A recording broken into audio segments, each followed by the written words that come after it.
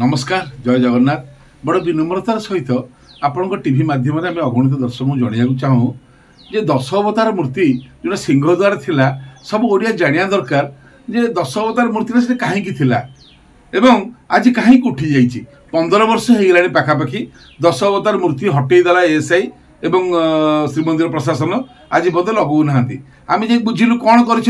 जोटी सी मूर्ति बराद देते आम पचारू आज्ञा कौन पे आप मूर्ति किंतु कहीं नमुना से ना 35,000 टंका मात्र 35,000 टंका सरकार आनी पारना 10 अवतार मूर्ति लगे पारना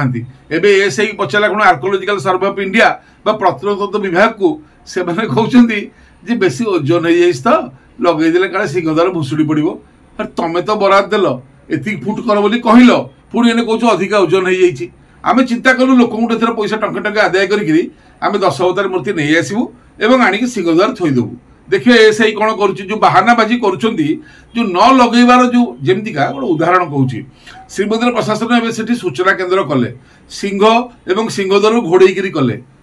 जबरदस्ती कले सेमतिका 10 अवतार में चिंता नहीं माइक केमती कहे प्रशासन पर माइक कहे वीआईपी मैंने जोता रखिए से स्टाण्ड है सिंहद्वार भितर मंदिर पाखे किंतु एटा महाप्रभु कम यहाँ कहीं कहू राजी नुह आमर विनम्रतार सहित कहया कथा जदि आप 10 अवतार न आनी पार्छ तो आमको दायित्व दिंतु आम आणिक लगेबू नई पार्छ चित्र लगे दि जाऊ कारण जो लोक जाऊला लाश धरिकी डेड बॉडी धरिकी से जगन्नाथ को दर्शन कर जगन्नाथ द्वार बंद थिला सेठी नवम अवतार रे कल्की अवतार थे जगन्नाथ तांको दर्शन कर जाऊला मुक्ति पाउला तो आमर विनम्रतार सहित कहया कथा जे जदि सेटा न हो पारुची कौन से असुविधा अच्छी आप जनातु 15 वर्ष है गोटे मुखशालार मुख ना गोटे मुखशालार मनीषर मुह गोटे मुहर जे दांत नथिबो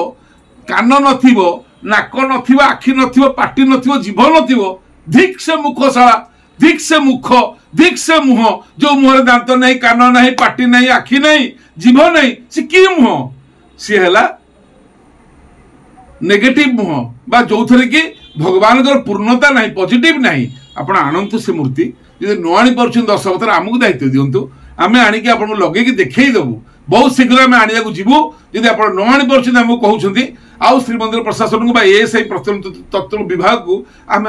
अनुरोध करें आम 35,000 टका नहीं आसबू आम विनम्र अनुरोध आप तुरंत लगातु नचेत आगामी दिन में जो लड़ई हम जो आंदोलन हम जो स्वर उत्तोलन हम वेदना भावना धार्मिक भावना आपड़ से दायी रही जय जगन्नाथ जय जगन्नाथ जय जगन्नाथ नमस्कार बड़ विनम्रतार सहित ओडिशार भरतपुर भुवनेश्वर घटी जो घटना यह बहुत दुखदायक घटना गोटे सभ्य समाज रे एभली भाव में पब्लिक जो व्यवहार साधारण लोक मैंने जो भाव में राक्षस प्रवृत्ति देखले रास्तार थिबा लोक मैंने आगे ओडिशार जदि जन महिला को असम्मानित करुला 10टा ओडिया बाहर की विरोध करुले आ बोधे ओडिया नहांती ओडिया मरीगले ना रास्ता उपर माँ भौणी की एभली व्यवहार कर प्रथम थर पे आम देखिलु एमती हवा उचित नुह राउरकेला काली घटना घटी कि कथा एथेर सरकार एथेर सरकारी भूमिका किसी ना कारण या पूर्व सरकार जमतीका एमएलए मंत्री मान ना एतला होता धर्षण मामलें मर्डर मामलें ये सरकारी लोक माने संपृक्त नहांती कि कांग्रेस समय अंजना मिश्रा घटना जमी मुख्यमंत्री और एडवोकेट जनरल संपृक्त थे सेमती अधिकारी मंत्री मुख्यमंत्री संपृक्त नहांती किंतु ए घटना को विरोध हवा उचित क्या विरोध करूँ ये जनसमुद्र तो बर्तमान राक्षस हो जाती मुड़े कटा हवा दरकार होची माने जनसमुद्र माँ भौणी नहांती बोधे साधारण आमर सब माँ भौणी नहांती रास्ता गोटे महिला को जब किए नौ 10 जन जाक सागे सागे प्रति असदाचरण करवा नुह बारे भद्रामी तेलेंगाना भाया एवं उत्तर प्रदेश पुलिस भाया ओडिशा पुलिस किसी शिक्षा करने दरकार यही शिक्षा दरकार आज्ञा कारण जदि कठोर दंड न हो सचेतन होना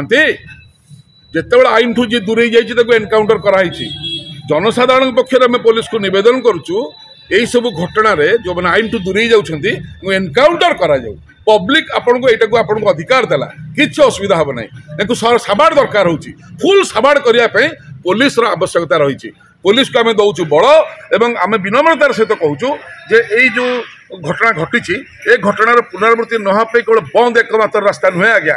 एटी एनकाउंटर दरकार हो आईन पड़ौवा लोक कोर्ट बेल देदेला कि कौन कर जदि मान्यवर कोर्ट को गोटे हल्का एतला जाइथिबो कोर्ट बेल देदेले এটা তো কোর্টକୁ ଯାଇକରି ଘଟଣାଟା ହେଇଛି ନା ବେଲଟା ବି ସମାଧାନ ନୁହଁ ତାପରେ ଦଣ୍ଡ ଅଛି ସାକ୍ଷୀ ଦେଲେ ସମ୍ପୂର୍ଣ୍ଣ ଦଣ୍ଡ ବି ହେବ କିନ୍ତୁ ଏଇ ଯୋଉ ଘଟଣା କେତେ ଲଜ୍ଜା ରୋଡ ଉପରେ ଭାଇ କି କଥା ଆମେ ରୋଡ ଉପରେ ମହିଳାଙ୍କୁ ସୁରକ୍ଷା ଦେବା ଆମ ନିଜ ଭଉଣୀ ହେଇଥାନ୍ତା ଆଜ୍ଞା ଆମ ମାଉସୀ କି ଆମ ମା ହେଇଥାନ୍ତା ଆଜ୍ଞା ସେଟା ଆମେ କାହିଁ ଭାବୁନେ ତେଣୁ ଆପଣ ସାବାଡ଼ ଦରକାର ହେଉଛି ଆମକୁ ଗୋଟେ ଆପଣ ସାବାଡ଼ କରନ୍ତୁ ଆଜ୍ଞା ଯେ ଆଇନରୁ ଯାଇକରି ଏମିତି କାମ କରୁଛୁ ଏନକାଉଣ୍ଟର ଜୟ ଜଗନ୍ନାଥ।